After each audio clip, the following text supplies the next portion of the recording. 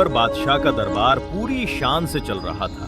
बादशाह के दरबार में सब लोग अपनी फरियाद लेकर आते थे, चाहे वो अमीर हो या गरीब। वहाँ सबकी बात सुनी जाती थी और सबको इंसाफ मिलता था, क्योंकि बादशाह के दरबार में बीरबल भी थे, जो अपनी बुद्धि और चतुराई से सबको उसका इंसाफ जरूर दिलवाते थे। इसलिए अकबर को भी उन पर पूरा भरोसा था। एक दिन अकबर के शाही दरबार में एक गरीब आदमी घुटनों के बल आया। उसके कपड़े फटे पुराने थे और चेहरे पर चिंता साफ झलक रही थी। जहांपनाह, एक सिपाही ने मुझसे रिश्वत मांगी और जब मैं पैसा न दे सका तो उसने मेरी बैल जब्त कर ली, मेरी गुजारा का एक लौता जरिया। उस आदमी की बात सुनकर दरबार में सभी चौंक गए। अकबर ने गुस्से में सिपाही की तरफ देखा, पर बीरबल के चेहरे पर पूरी शांति थी। बीरबल, इस मामले का फैसला तुम करो। सबकी नजरें बीरबल पर टिक गईं। बीरबल ने मुस्कान के साथ सिपाही को देखा और बोले, जहांपनाह, मुझे तो लगता है सिपाही की कोई गलती नहीं, वो तो बस अपना काम कर रहा था। बीरबल की बात सुनकर सब चौंक गए। तुम कहना क्या चाहते हो? गरीब को परेशान करना हमारे राज्य में एक गुनाह है और यही सिपाही ने किया है। नहीं महाराज, इसने ये सब राजा की भलाई के लिए किया है। मुझे यकीन है कि सिपाही ने बैल बेचकर जो पैसा कमाया होगा वो राज्य कोष में देगा। सिपाही घबरा गया, पसीने पसीने हो गया।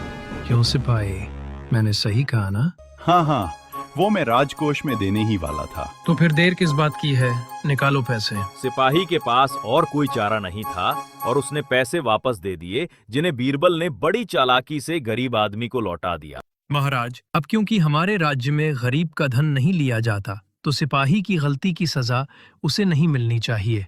इसे ये पैसे वापस कर देने चाहिए।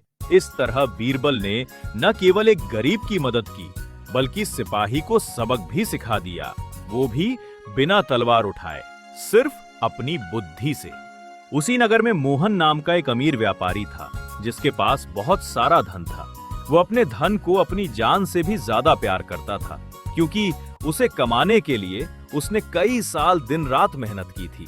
हर रोज वो अपने कमाए हुए धन को एक तिजोरी में बंद करके आराम से सोता। उसके घर में 4 नौकर थे, जो पूरी निष्ठा से उसकी सेवा करते थे। एक दिन जब वो सुबह उठा तो उसकी नींद उड़ गई। उसकी तिजोरी खुली थी और उसमें एक भी सिक्का नहीं था। उसका सारा धन चोरी हो चुका था। कहाँ है मेरा पैसा? किसने चोरी की है? मैं जानता हूँ, तुम चारों में से ही किसी एक ने ये काम किया है। बोल दो, वरना मैं तुम चारों को जेल भेज दूंगा। मालिक, हमें माफ कर दीजिए, हमने ऐसा कुछ नहीं किया। हम तो रात भर घर के बाहर पहरा दे रहे थे। हाँ मालिक, हम तो आपके वफादार नौकर हैं, हमने कभी आपका बुरा नहीं चाहा। मोहन उनकी बात पर विश्वास नहीं करता। उसने तुरंत बादशाह अकबर के दरबार का रुख किया। अकबर का दरबार हमेशा की तरह हंसियों से गूंज रहा था। बीरबल की एक बात पर पूरा दरबार जोर जोर से हंस रहा था। जहांपनाह, यहाँ तो आप मजाक कर रहे हैं और रात को मेरे घर चोरी हो गई और आपको उसकी खबर तक नहीं। उसके अंदाज को देखकर बादशाह अकबर भड़क गए। किसी ने कभी मुझसे ऐसे बात करने की हिम्मत नहीं की। सिपाही, इसे गिरफ्तार करो। सिपाही उस व्यापारी को पकड़ने लगे, तभी व्यापारी चिल्लाया, ये कैसा इंसाफ है? चोर तो बाहर घूम रहा है और निर्दोष लोगों को कारागार में डाला जा रहा है। दरबार में सब चौंक गए। सिपाही भी एक दूसरे का मुंह देखने लगे। क्या मतलब है इसका? किस आदमी पर इल्जाम लगा रहे हो तुम? जहांपनाह, मैंने हर रोज की तरह कल रात भी अपना धन अपनी तिजोरी में रखकर सोने चला गया, पर सुबह उठा तो सारा धन चोरी हो गया था। क्या हमारे राज्य में ऐसा कौन कर सकता है? क्या तुम्हें किसी पर शक है? जी जहांपनाह, मुझे अपने चारों नौकरों पर शक है। हो ना हो ये काम उन्हीं का है, क्योंकि तिजोरी के बारे में उन्हीं को पता है। क्या तुम्हारे पास इस बात का कोई सबूत है? नहीं, पर मुझे पूरा यकीन है। बीरबल, सच का पता लगाओ, और अगर चोर पकड़ा गया तो उसकी सजा ऐसी होगी कि दोबारा किसी की हिम्मत ना हो। बीरबल मुस्कुरा दिए। उन्होंने तुरंत एक चाल सोची। सभी नौकरों को बुलाया गया। मैं तुम सबको एक मौका देता हूँ। अगर किसी ने गलती की है तो खुद आगे आकर मान लो, सजा कम होगी। लेकिन कोई आगे नहीं आया। तब बीरबल ने अपनी जेब से कुछ छोटी लकड़ियां निकाली। ये आम लकड़ी नहीं है, ये है न्याय की जादुई छड़ी। अगर किसी ने चोरी की है तो रात भर तकिए के नीचे रखने के बाद कल सुबह तक ये 2 इंच बड़ी हो जाएगी और चोर अपने आप समझ जाएगा। सभी हैरान रह गए। अकबर ने सबको ये आदेश दिया कि चारों नौकर रात को बीरबल द्वारा दी गई लकड़ियां अपने तकिए के नीचे रखकर सोएंगे। और वे उस आदेश का उल्लंघन न करें, इसके लिए एक सिपाही उनके साथ जाएगा। चारों नौकर अपनी अपनी लकड़ी लेकर अपने घर चले गए। नौकर रात होने पर लकड़ी का टुकड़ा अपने तकिए के नीचे रखकर सो गए, सिवाय एक के, रमेश। रमेश को नींद नहीं आ रही थी। उसके चेहरे पर डर साफ झलक रहा था।